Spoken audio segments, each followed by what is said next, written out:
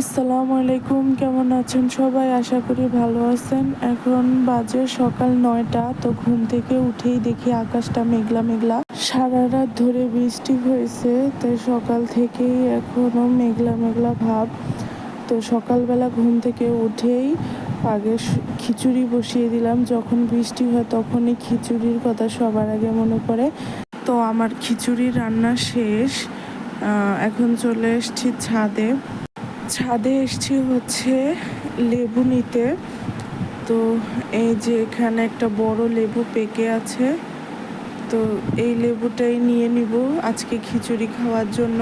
গাছ থেকে লেবু ছিঁড়ে গরম গরম খিচুড়ির সাথে খাওয়ার মজাই আলাদা। এই তো লেবুটা ছিঁড়ে নিয়ে নিলাম।